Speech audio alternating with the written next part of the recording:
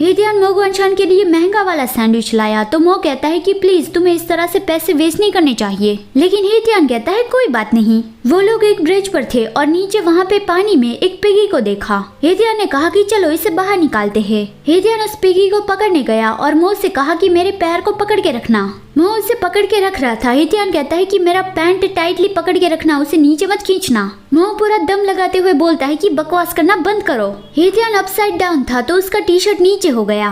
मो ने उसकी कमर को पकड़ तो लिया लेकिन उसे शाय फील हो रहा था और जब पिगी की ऑनर वहाँ पे आ गई तो उसे देख के मो ने हितियान को छोड़ दिया। हितियान कहता है शाओमो मैं नीचे गिर रहा हूँ। ज़ेंगशी और जानी भी वहाँ पे आ गए थे तो फिर उन सब के सामने हितियान के शाओमो को उसे पकड़ना ही पड़ा। उन लोगों ने पिगी को बचा लिया और वापस भी कर दिया, लेकिन उन सारे वक्त मो गुआनशान ने अब भी हितियान को पकड़े रखा था। तो हितियान ने उसे याद दिलाया कि तुम और कितनी देर मुझे पकड़ के रखोगे।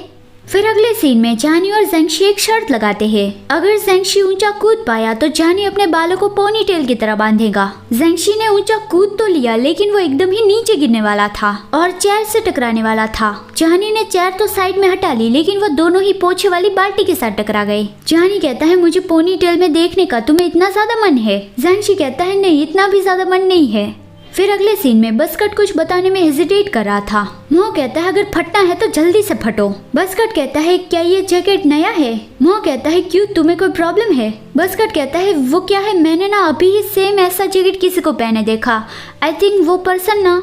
मो गुआनशान को बैड फीलिंग आने लगी कि कौन है वो। तभी हितियान वहाँ पे आया जिसके आसपास कुछ लड़कियाँ भी थी और उसने भी बिल्कुल वैसा ही जैकेट पहना हुआ था। हितियान कहता है क्या इत्तेफाक है, हम दोनों के कपड़े एक जैसे ही है। मो ने तुरंत ही हितियान का जैकेट निकाला और दूर फेंक दिया। हितियान मो गुआनशान का फेस पकड़ता है और कहता है उसे वापस लेके आओ, समझ गए? आपको याद है ना कि हितियान ने कहा था कि अगर तुमने मुझे गुस्सा दिलाया तो मैं तुम्हें किस करूंगा। तो यहाँ पे मो बिल्कुल भी नहीं चाहेगा कि हितियान जरा सा भी गुस्सा हो। वो उस जैकेट को वापस ले आया और अपने हाथों से हितियान को पहना दिया और वो भी सबके सामने। इस तरह से सबके सामने जैकेट पहनाना कोई बड़ी बात नहीं है, क्योंकि अगर हितियान गुस्सा हो गया तो फिर सबके सामने किस करना बहुत ही बड़ी बात हो जाएगी।